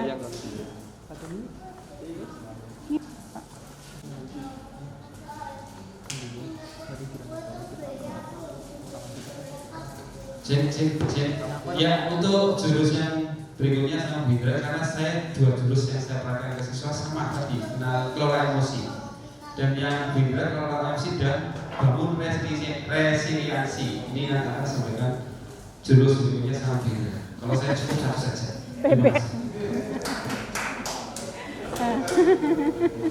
Iya, ini adalah berbagi praktek, berbagi baik yang kedua yang saya lakukan. Tadi Pak Ali satunya sama-sama kelola emosi, tidak jauh berbeda seperti yang saya sampaikan. Kemudian untuk tindak lanjutnya mungkin nanti bisa ditanyakan ke Pak Ali, mungkin berbeda dengan saya. Ibu-ibu, bapak-bapak, terkadang kita harus butuh ide kreatif ya, ide kreatif untuk media ke anak. Ide kreatif untuk media ke anak, kita bisa cari tahu itu, cari di media apapun. Kalau saya, karena saya mainan TikTok, saya lihatnya di TikTok. Ya, kira-kira, nah ini bisa nih buat materi resiliensi nih. Ini jualannya anak-anak, apa ini mainannya Daru ini? Ini mainannya Daru ini. Ketika saya bawa ini saya umpet-umpetan. Ya, termasuk kartunya Daru. Ya, termasuk ini kartunya kok banyak sekali, setiap pulang sekolah mintanya beli mainan. Mainannya pakai sepeda itu loh Bapak Ibu yang di depan sekolah. Ini semuanya kartu. Tadinya mau kartu remi, tapi kayaknya kurang tepat. Saya sudah beli kartu remi 8 pak. Tapi setelah dapat masukan dari teman, jangan kartu remi, tidak baik. Karena kita mengingatkan anak. Jadi saya gunakan kartu mainannya Daru. Ini masih bagus. Waktu itu saya pesan sama anak-anak, tolong jangan dirusak. Iya, kalau anak itu titen barangnya rusak, ibunya tahu ibunya dimarahi, tahu. Ini saya nggak izin sama Daru, kalau izin nggak boleh pastinya. Nah itu. Ini materi resiliensi. Dia kena apapun akan kembali lagi. Mungkin akan lebih bagus lagi kalau yang besar ya. Kalau yang besar, tapi saya punya yang kecil. Nah itu. Resiliensi atau kemampuan atau daya lenting. Ini perlu kita sampaikan ke anak-anak. Ini perlu kita dampingi anak-anak. Kenapa? Penting. Ibu-ibu, bapak-bapak pernah dengar cerita anak yang mungkin bisa sampai bunuh diri karena dibully, ya? Mungkin dia withdrawal, menarik diri, tidak mau berteman dengan siapapun karena merasa tidak punya teman di kelas. Ini juga pernah dialami oleh anak-anak kita, ya. Bapak Ibu, ada. Kalau mau ke BK ada cerita-cerita seperti itu. Mohon maaf, BK kerjanya di ruangan jadi tidak terlihat. Ya, Bapak Ibu ngajar di kelas terlihat. Kemudian ada juga beberapa tahun yang lalu saya mengatakan ini anak resiliensinya bagus sekali. Kenapa? Maaf, dia sudah tidak punya bapak. Ditinggalkan, bukan meninggal. Ditinggalkan bapaknya dari kecil. Dia hanya tinggal dengan ibunya. Tapi aktif sekali. Pramuka ikut, ya, OSIS ikut, ya dia nggak pulang sekolah nggak cuma sampai di rumah, tapi dia tahu ibunya butuh uang. Dia kalau sore kalau malam cetak bata, nyetak bata, itu betul. Ini siswa saya, dulu jurusannya kayu apa ya, logam. Dia pulang sekolah kalau malam cetak bata dari jam 8 sampai jam 1. Betul, saya nggak bohong. Tapi paginya nggak terlambat, luar biasa sekali.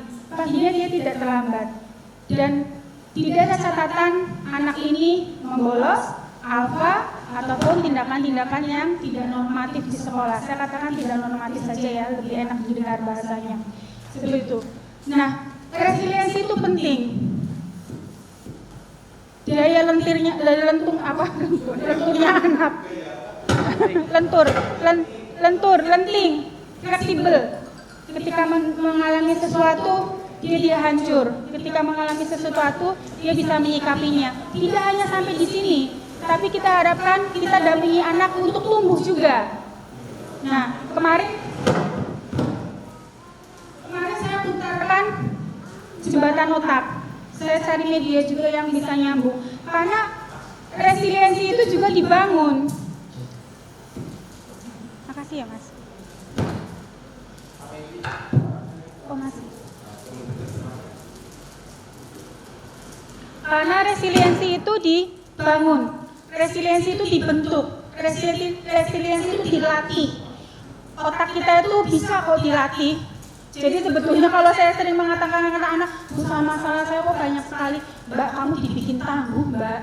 Kamu sama Allah tuh lebih tangguh dari teman-teman kamu. Karena otak kita dilatih sebetulnya. Ketika mencoba terus itu nanti akan terbangunlah jembatan-jembatan yang bagus. Masalah atau problem solving yang bagus juga. Kemarin saya putarkan film ini. For Alison, as for every single one of us, learning something new means rearranging the way our brain works.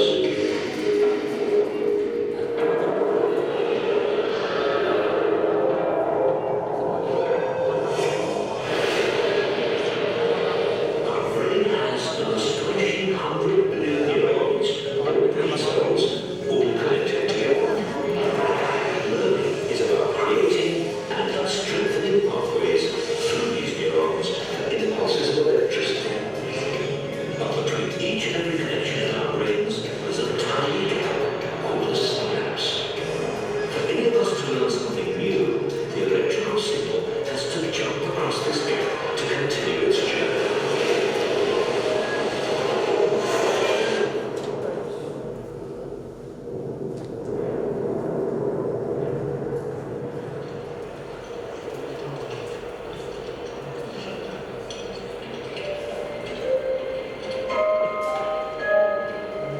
The gap between the two brain cells is tiny, but that doesn't mean it's straightforward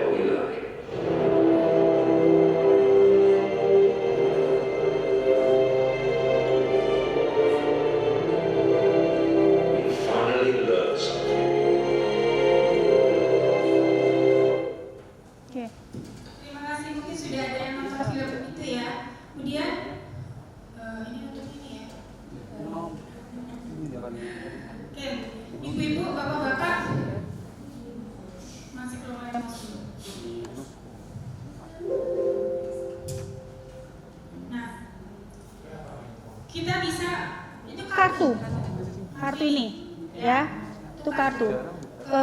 Permainan yang kedua, saya bikin kelompok, kemudian mereka untuk membuat menara kartu.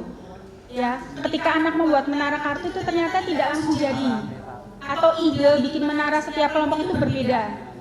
Ya, kemudian kekuatan menara juga berbeda-beda. Nah itu. Kemudian dari menara itu ada yang sudah berdiri, ternyata ada yang hancur. Nah seperti itu. Jadi di situ saya mencoba memasukkan keseharian bahwa ketika ada sesuatu, ada kalanya kita lancar untuk mencapai tujuan, ada kalanya kita punya hambatan, seperti itu. Nah resiliensi ini kan ketika anak punya hambatan, semangat, kemudian setelah semangat dia tetap bertumbuh, tidak hanya jatuh di semangat saja, tapi tidak sampai menyerah. Kemudian ada pola-pola pikir bertumbuh, pola-pola pikir untuk semakin maju. Nah seperti itu. Nah itu bisa dilatih. Nah, ini kartu-kartu ini dibikin oleh kelompok. Nah, nanti ketika kartu ini sudah jadi, saya akan menanyakan ketika kartu tadi hancur, ketika kartu tadi belum berhasil kamu bikin bangunan menara, tapi sudah roboh, apa yang kamu rasakan? Terus apa yang kamu lakukan? Itu pancingan-pancingan untuk mengingat kembali apa yang sudah pernah dia alami ketika menghadapi peristiwa tertentu. Nah, Bapak Ibu, kita bisa membantu anak-anak kok untuk membentuk resiliensi ini. Kuncinya apa? Satu, ketika kita ketemu dengan anak yang kemarin agak kita lupakan sedikit. Ketika anak mencoba mengerjakan sesuatu, biasanya nih maaf sekali nih, kita lebih cenderung menstereotip anak, melabel, ya, melabel.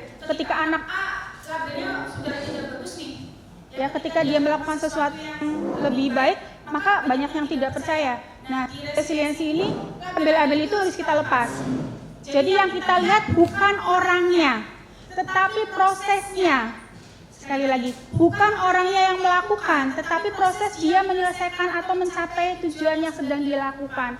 Contoh misalnya, anak itu bolak-balik alfa terus, ya. Kemudian dia sudah 1 bulan berangkat terus. Nah, 1 bulannya inilah yang kita sentuh, seperti itu. Jadi kita sentuh dengan kata-kata, kita sentuh dengan kemampuan kita masing-masing bahwa mereka bisa, ayo terus dan terus. Nah, kemarin juga saya putarkan film bahwa seperti yang tadi saya katakan, bahwa untuk menyelesaikan, untuk menjadi resiliensi itu butuh latihan.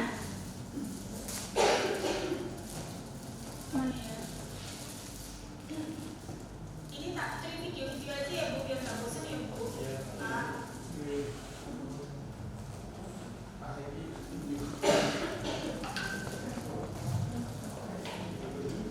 Saya juga memputarkan video tentang bagaimana cara anak menyelesaikan sesuatu yang kompleks saat itu. Usahanya dia.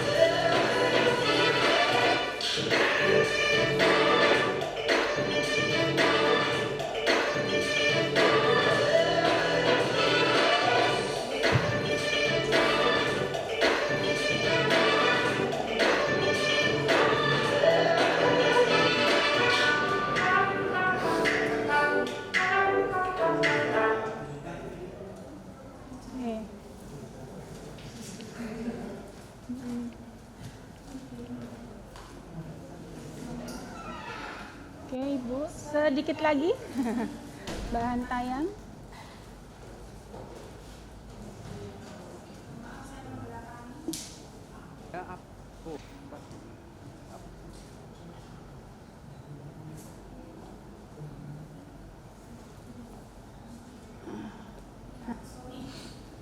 Ini Bapak Ibu yang paling penting.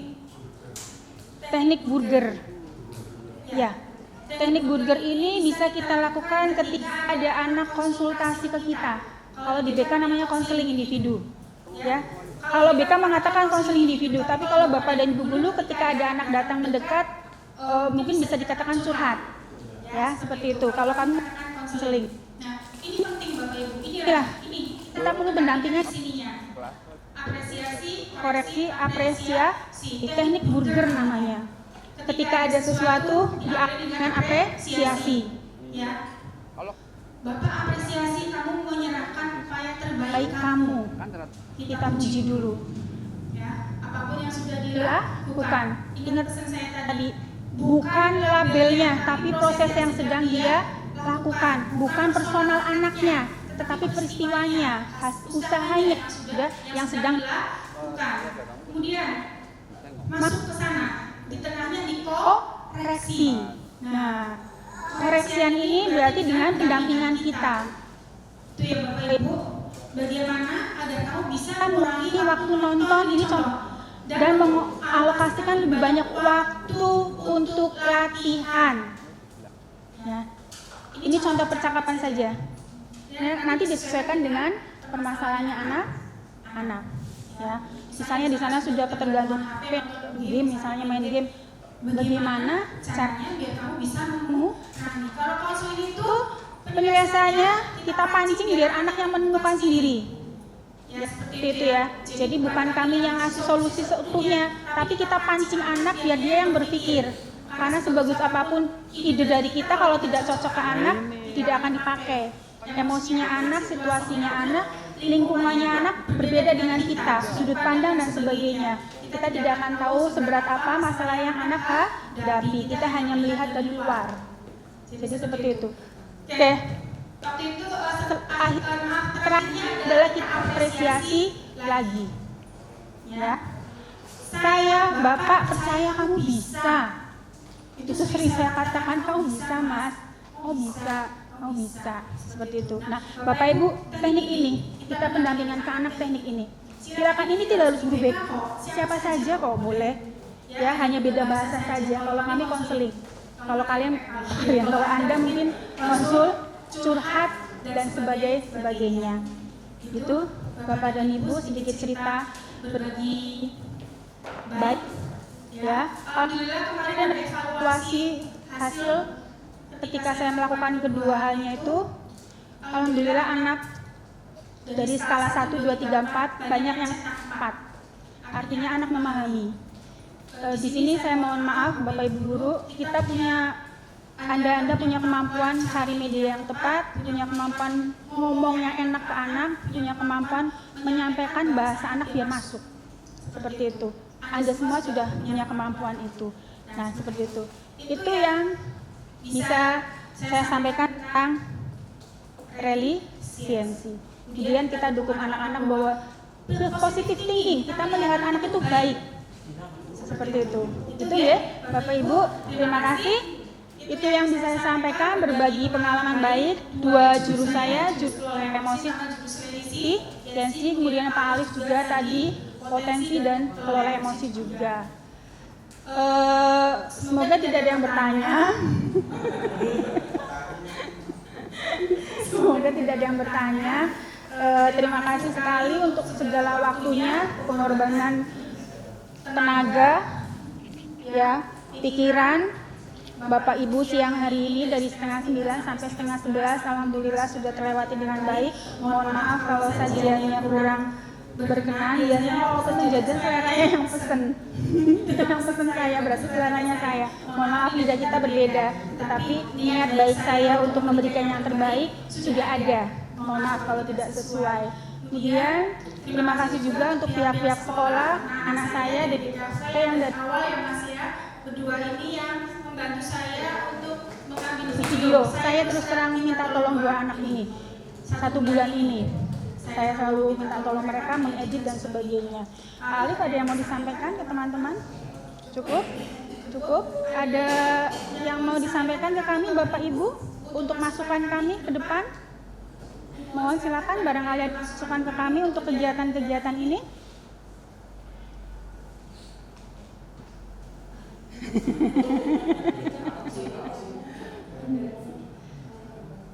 Silakan masukan ke kami. Ada? Oh, monggo. Dur. Oh ya, monggo Pak Catur. Gak apa-apa. Translate-nya mungkin moderatornya. Saya mewakili Pak Catur untuk menanyakan untuk modulnya bisa di-share atau dibagi biar guru normatif bisa mempelajarinya lebih lanjut. Oke, bisa Pak, bisa sekali. Tidak ada yang saya kurangi kalimatnya satu pun tidak ada. Nanti saya share semuanya, ya. Tapi sebentar, nanti nunggu saya selesai dulu. Kami selesai dulu. Setelah itu apa yang perlu kami benahi atau mungkin nanti teknik penyampaiannya ke teman-teman. Kami menunggu instruksi yang lebih ibaratnya lebih strukturalnya lagi, lebih enaknya lagi teknisnya seperti apa. Yang jelas pasti kami buktikan seperti itu. Ya. Tapi nanti bentuknya mau file atau langsung buku itu yang kami belum tahu. Barangkali ternyata nanti setelah ini saya dikasih uang 1 miliar kan untuk menggandakan. Amin, alhamdulillah. Kan seperti itu ya Pak ya. Nah, jadi nanti Pak Catur tidak perlu mencetak bukunya. Nah, maksud saya seperti itu. Saya nunggu instruksinya. Ya kalau misalnya sekarang boleh, saya kan paling baginya file aja. Panjenengan nanti hanya harus ngeprint sendiri. Nah, kalau misalnya boleh Bu Indra saya kasih uang 500 juta untuk fotokopi 1 sekolah, alhamdulillah. Nanti Pak Catur tinggal baca saja. Atau mungkin ditambahi Bu Indra nanti sekolah dapat motor, dapat snack. Nah, luar biasa. Itu ya Pak Catur ya. Nah, Pak Catur, ada lagi yang mau disampaikan? Masukan ke kami? Selamat.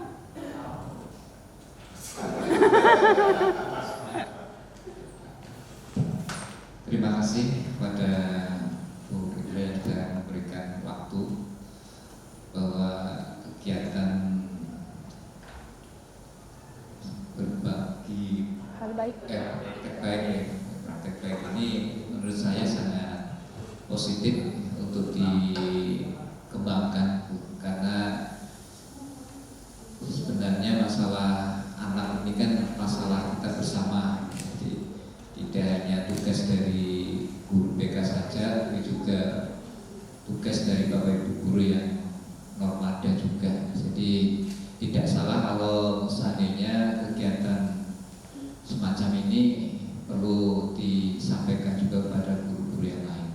Jadi saya sangat menyambut baik untuk kegiatan semacam ini, sehingga harapannya nanti ada korelasi, ada hubungan yang lebih baik lagi, ada semacam kerjasama antara guru BK dengan wali kelas, dengan guru-guru lain, sehingga permasalahan yang nanti dihadapi anak itu akan bisa terselesaikan secara tuntas seperti itu.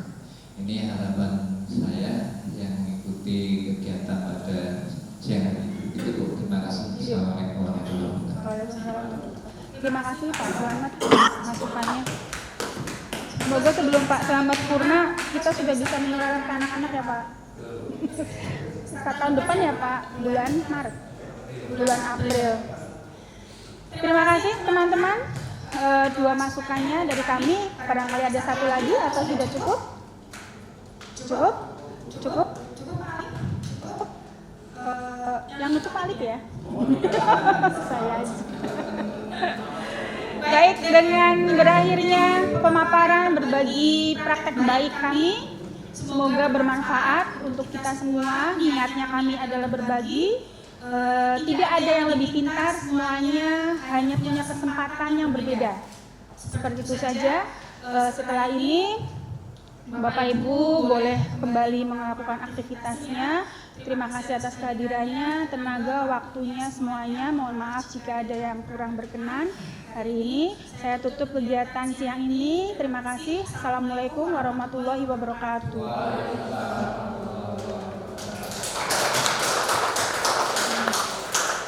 dibawa aja jajannya, jangan ditinggal Bu. Apa sampahnya?